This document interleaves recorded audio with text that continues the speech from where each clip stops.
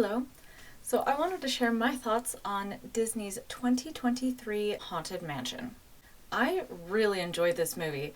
Disney has had some hits and misses when it comes to adapting attractions in their park. And while this Haunted Mansion movie is no Pirates of the Caribbean, because that's a masterpiece, it's not up to that caliber, but I found it very entertaining and I really liked it.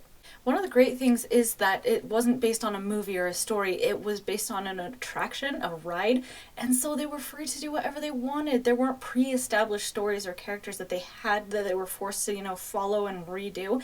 They could do whatever they wanted. They had that freedom, and they did such a great job of adapting that ride into a movie. In my opinion, you may not agree if you've seen it because as I said, it's not perfect. There's a lot of inconsistencies and it's really silly and goofy in places, but I was entertained the whole time. And for me, that's what a movie is supposed to do. And so I really liked it, and I'm going to share why. And I'm going to try to make this fairly spoiler free, just in case you haven't seen it and want to go and watch it. I'm going to save some of the bigger spoiler elements towards the end of the video. And with that, let's jump in. So with it being inspired by this ride, there were a lot of references to it in the movie, and they were pretty fun. They had some of the big things, right? Like the stretching walls room and the head inside the orb. And the hitchhiking ghost was a fun one to see in there. And there were a ton of other little things just scattered through the entire movie. One of my favorite references, though, is when Harriet's chair turns around and starts taking her out of the house. That chair looks a lot like the ride chairs that you sit in when you go on the actual ride. And I thought that was a really fun visual to see that shape of a seat go in motion like it is on the ride. I thought that was really fun. And I spotted a ton of fun little references, but I'm sure there are some that I missed. I haven't been on the ride in Disneyland a whole lot, only a few times in my life, but even I was able to see a bunch and it was fun. But the great thing was none of them, at least for me, seemed like they were shoehorned in or were really distracting from the story. Some of the references you could tell they definitely tailored the story or the plot to work around them, but not in a really contrived, distracting way. For me, they all felt pretty organic and fell into the story pretty well, and so the references for me were really fun. You might be wondering if this movie is scary, and honestly I would overall say it's not that scary. It has a lot of very effective jump scares, but there's only one spot that to me is actually scary. I have a very low tolerance for horror and stuff like that. And so there was one shot at the very beginning when Travis goes into his room for the first time and it shows the bride that's famous for killing her husbands. That moment was a little unsettling for me.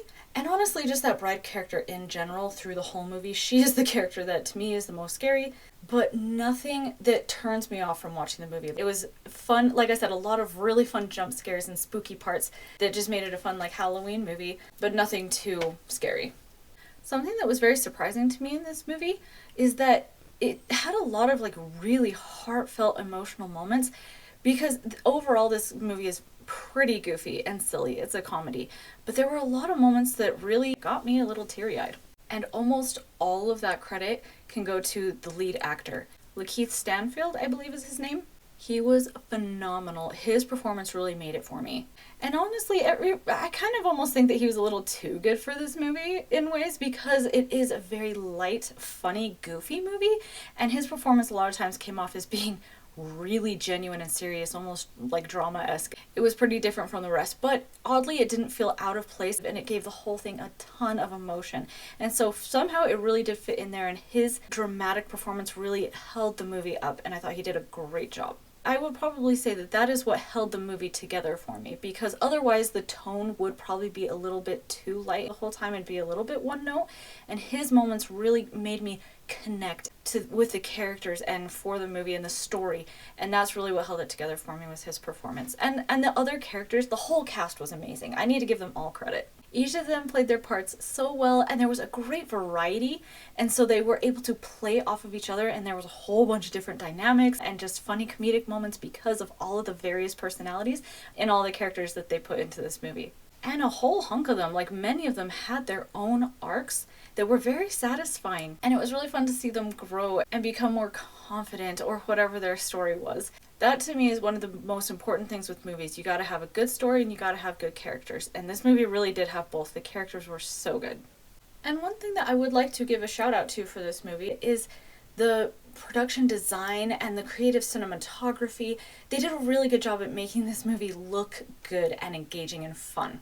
A trap they could have fallen into is because a lot of it is at night, it's in a spooky setting. It could have been really dark and dim and hard to see things because that's what Hollywood loves to do nowadays. But they did a really good job of making everything very fun and vibrant and visible. The cinematography did a great job, and also there were just some really fun shots, like how they would frame things in the house sometimes, like showing the different paintings on the wall and doing storytelling that way with what the characters were saying, but then what you were seeing. And then one of my favorite shots is when Ben is entering the house and it's showing him stepping across the threshold, where it's letting you, the audience, know with that visual that there is something ominous happening. Him coming to the house is important without anything being spoken. And the production design, it just looked so good. All the sets and props, it's not like they were starting from scratch. They had the ride as inspiration, but there was a lot of stuff that they had to make up, and I felt like they did such a good job at making it interesting and artistic and fun. Now, something that I always look for and appreciate in movies is consistency. In any regard, when it comes to story, characters, tone, pacing, humor, whatever, anything in movies, I love it when there's consistency. It just makes it feel so cohesive and satisfying. Now, this movie did not excel at consistency, like when you're trying to figure out the rules of this world and the ghosts. Can they go through walls, or are they solid? Yes. Are the ghosts transparent, or are they opaque? Yes. Is it the people that are haunted, or is it the house, or is it the paintings? Yes. Do they look like realistic humans, or are they more cartoony ghosts? Yes. Are they in their living form when they died, or are they in a decomposed form? Yes. Do they walk on the physical ground of our world, or do they float around in the air like Casper? Yes. The answer to all of these questions is yes. And aren't there any rules? But somehow, even with all of that, for me, it's not too chaotic or confusing. I just think it's fun. Because there are no rules, they haven't established any real solid foundation of how this haunting works. They can just be free to do whatever and just make it fun and work with the story, and I thought it was fine. There were a lot of plot conveniences, if I'm being honest, things that just happened just to make sure the story could keep going. Like, one of the hardest ones to buy for me was the sketch artist coming up with the sketch of the ghost with his head in a hat box. Maybe that one is hard for me to believe because it isn't tied to anything magical. It is back in our real world, and so that just seems ridiculous that would happen. But there's plenty of stuff that happens in the mansion as well that it's just clear they were trying to get from A to B, and so they made something happen. But as I said, I was being entertained, I was having a good time, and it didn't take me out of the experience, and so I didn't mind. Something I really enjoyed with this story and the writing that they came up with for this movie was there were a lot of really satisfying setups and payoffs. Like, one of the many was like Bruce, who towards the beginning of his character's introduction, they say how he has a heart problem. And the way that it's executed and they put it into the story, it just seems like a really fun joke and is meant to just be kind of like a one-time thing where it didn't feel like it was being shoved in your face. They put it in so naturally and seamlessly into the story, so when it came back later, it just felt so good. And like in that same scene with him saying happy hour, it just seems like such a natural, just throwaway line, but then plays a really big part later on. It was just really clever, and there are so many examples of them doing some really, really skillful setups and payoffs through the whole movie. Now, that is the end of our spoiler-free part of this review. I have some more setup and payoffs that I want to talk about, but it is now diving into the realm of spoilers, and so if you want to go watch this movie without having any of these, things spoiled for you, I would highly recommend watching this movie. But if you don't care about that sort of thing, stick around. The whole ending climactic scene with Ben and Travis down in the basement was so satisfying. There was so much emotion in it because Ben and Travis had a similar problem that they were going through together, but you never really quite linked it. One, because Travis's was held towards the end, so you didn't really know. But they were both going through this grieving process, and so when they came together and felt it together and worked through it together, it was just so emotional and satisfying. And they did a great job of setting that all up through the movie, building it up so that you are invested in it as well. It got Ben out of himself because through the whole movie he's just drowning in his own misery. And so seeing Travis having a very similar problem and being in a very dangerous situation helped him get out of himself and helped him serve another. It was such a satisfying ending for their arcs. And I felt like it was a pretty good twist with Travis being the soul that Crump wanted instead of Ben's. Because there were signs through the whole movie, just little subtle signs, but nothing was ever like thrown in your face, but it was giving you little tip-offs. So when it happened, it did feel very organic that is how the story would go, but it also takes you by surprise. I feel like they did a really good job with that. So one of the few criticisms I will bring up is during the actual final climax when they're in the graveyard. And it's not really a criticism. I don't know. It doesn't like ruin the movie or anything, but it feels a little bit funny to me. With Ben and Travis in the cellar or basement or whatever, Ben learns his lesson, right? He can live happily with other people, and he has learned that lesson that he can have a full life without his wife. He can find joy outside of that.